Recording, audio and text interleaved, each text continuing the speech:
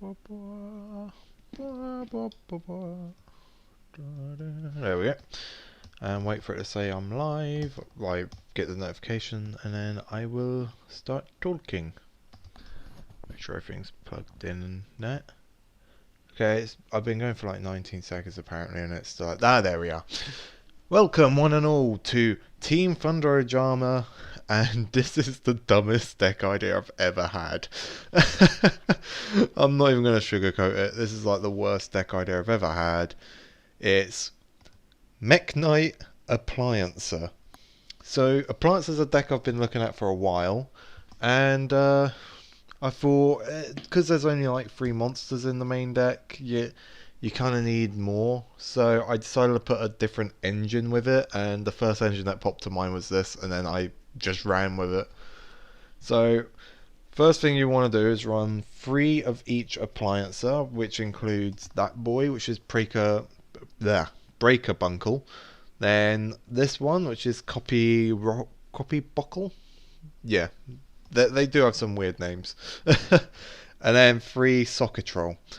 The reason being is for all your appliancer links, you need to use appliances themselves. So you want to run 3 of each of the monsters. Plus they're level 1s and they're 0 attack, and they're machines, which means they're perfect machine dupe targets, 1-for-1 targets. They're very good for that. Like they're very good for like spells that will help out the deck in general anyway. Next, we're going to run into the Mekk Knight engine I'm running, which is 2 blue. The reason I'm only running 2 blue is because you don't really need to search too many Mekk Knights, and even if you do 2 searches off of a blue because you only need the 2 themselves, that's not too bad. Next, I'm running 3 indigo because it is probably, in my opinion, the best Mekk Knight. Because obviously it moves itself, so you can get a second Mekk Knight out. Plus, if you're running any of the World Legacy spells or traps, you're able to get negates on multiple columns because of it. Next, we have our 3 purple Night Sky. Reason being is it's, in my opinion, the best searcher for this particular build. Just for the sheer fact of you're able to banish it straight afterwards. So if you've got the appliancer link 2 and then you put the purple underneath it, if it was the blue you wouldn't be able to get rid of it that easily, and then that's that co-link spot completely gone. But with purple you could just banish it, so it's actually quite nice for that. Next we have our 2 red moons and our 2 yellow stars. Basic generic monster and spell destruction. You kind of want to just screw over your opponent as much as possible. So basic destruction by banishing any of the graveyard Mekk Knights, which 9 times out of 10 will be the blue or another red or yellow that's in the grave. So generic destruction is quite nice. Obviously you can run other spells and traps for the deck if you take those out, because they're not as needed as a Mekk Knight combo, but it is nice to get multiple Mekk Knights in there. So that's why I'm running them. Next, we're running the appliancer field spell at 3. So this is basically Trickstar Light Stage, but for appliances. It searches out an appliancer when it's activated. When you link away an appliancer, you can add an appliancer from your graveyard back to your hand. And that's like the main 2 I know of. I could be wrong that there's no more, but I think there is more. Once per turn, when a monster declares an attack, you can move 1 appliancer monster you control to another main monster zone. So that's what got me thinking about Mekk Knights, is because obviously they're moving in the main monster zones, a bit like Mekk Knights do. And also the sheer fact of these, you want to have co-linked and non-co-linked effects with the appliancer links. So it's not as useful in that sense, but also it's also very useful because you're able to get some really nice support cards out there, which I'll show you the support cards in a bit.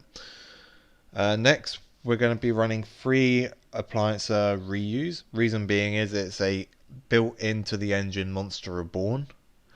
The only problem is the monster goes back to the bottom of the deck instead of back into the graveyard when it's done.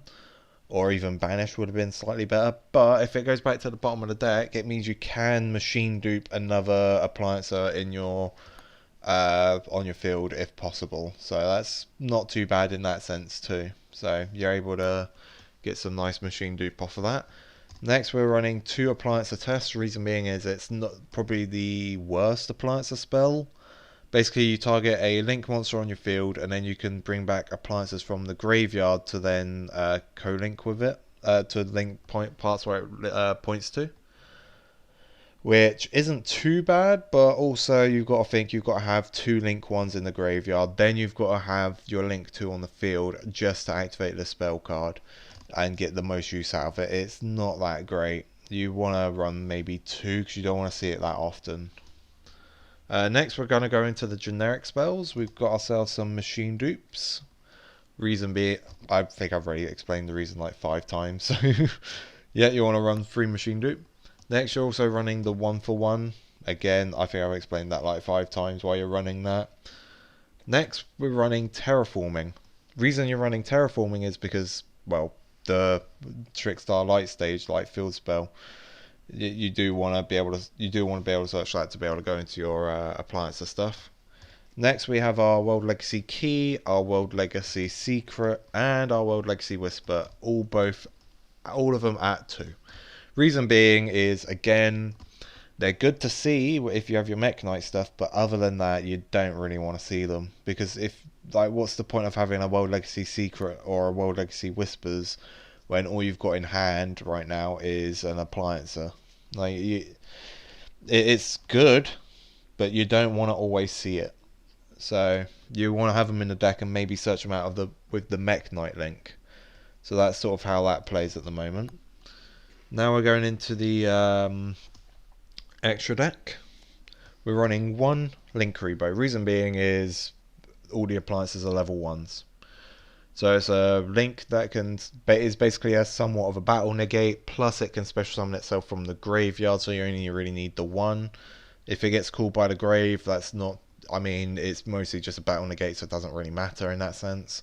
But you still want to run 1 just in case you're going against like big beat stick decks like Blue Eyes. Well, saying Blue Eyes makes me want to hurt myself. But like any big beat stick deck, just bomb, link Rebo, get rid of their big beat stick, carry on. Next, we're going to go into the appliancer links. We're going to be running 2 Kappa Scale. Reason being is it's a tribute for either a normal... blah, blah, blah. God, today words are not coming out. Basically, effect is if you tribute it, you can special summon a appliancer that was from the main deck, from the graveyard, if it's not co-linked. But if it is co-linked, you're able to special summon a link from the graveyard when you tribute it. So, not bad. It's basically a nice little revival card, depending on where you kind of want to revive to. Next, we've got ourselves 2 Laundry Dragon. Reason being is it's your main monster for when it comes to battling. Basically, it has 1/5 attack, and if I remember correctly, if it's co-linked, I think it has a banish effect during the end of the battle phase, battle step, and if it's not co-linked, it's a destruction effect of what it attacked. So it's quite nice. 9 times out of 10 you will have it co-linked for that reason. Plus the what you're going to co-link it to has a nice effect when it's co-linked to, so you'll see that. Next we have ourselves Vacuum Elephant. If it's not co-linked, discard a card and then destroy a card on your opponent's field. If it is co-linked, you don't need to discard a card, but you are limited to their main monster zone. But 9 times out of 10 what you're destroying is in their main monster zone. Quite nice. 1 Dryer Drake. You want to run it because appliances are very good. But this is basically, it gains 1000 attack if it's linked, and once per turn during your battle phase, if this is co-linked, except during the damage step, you can switch locations of 2 appliances. So you can switch this being co-linked with another card, which... why wouldn't you just have the other card co-linked to begin with? That's how I see it. So Dryer Drake I only really run at 1 for that reason. And thing I keep forgetting to say about these is with the appliancer link 1 links, they cannot be used as link material until the turn after. So it's not as good when it comes to like linking upwards, but you're not really linking upwards when it comes to those, to be fair. Next, we're running 2 of the link 2. Reason being is this is what you're going to be co-linking to mostly. I say mostly because there is some other cards you can co-link to.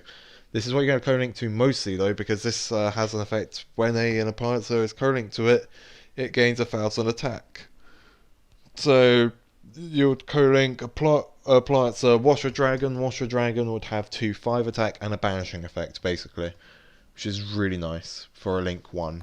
So yeah, that's why you run that, and it's probably the best one to co-link to. Next, we're going to go into the Mekk Knight stuff. We're going to go into 2 Morningstar, and as you can see, there's an arrow pointing there, which means obviously you can co-link your top right arrow appliances with it, so you can get the appliancer effect off of that. And oh, pardon me, I don't know if that came through the mic. And then Mekk Knight of the Morningstar has its own effect of if it's link summoned, you can discard a Mekk Knight or a World Legacy from your hand to add a World Legacy from your deck. And then that's basically all you really use it for in this build. Then we're running 1 Spectrum Supreme, and as you can see, it has the pointing that way and pointing down, so you can actually co-link both of them to this, which is quite nice. And it basically has the effect of send 1 card from this card's column to the grave. It has to be from your side of the field, obviously. And you're able to special summon a Mekk Knight from your deck in defense mode. If there is no cards in this card's column, you're able to attack directly. And I think if there's no cards it points to at all, I think it doesn't get destroyed by battle. I think it protects it from, which is quite nice. But again, it's a nice link free that points in all the directions, so you can get all of the appliancer link co-link effects, which is quite nice. Next, we have our 1 Nightmare Unicorn. Again, it points down, so you can get the co-link effect if you want, but it's mostly for the discard and send 1 back to the deck. And Borreload, same thing. It's got its co-link effect if you want it, but you're mostly going to use it for what you normally use Borreload for, which is steal an opponent's monster that's really difficult to get over. And this deck isn't exactly difficult to get into these links as well, which is quite nice. So this is the dumbest deck I've ever built. I'm not going to lie, this is one of the dumbest deck I've ever built, and I thought I'd do a deck profile on it because I know for a fact this is going to be like this is going to be a brand new deck idea that's even on YouTube completely. So I thought I'd make a video on it, and it's the dumbest thing I've ever made, and I love it. So I hope you guys enjoyed. I realised that the last live stream kind of glitched out and there's only like 8 minutes of absolute silence, but you can still see me going through the cards. So what I'm going to do is next deck list is going to be one of those 2 that was in that last one again, and then I will do another one, the second one separately, but I will be redoing them, and then I'll delete that one because that went completely wrong. So hope you guys enjoyed this dumb list, and I will see you guys in the next one. Ta-ta for now.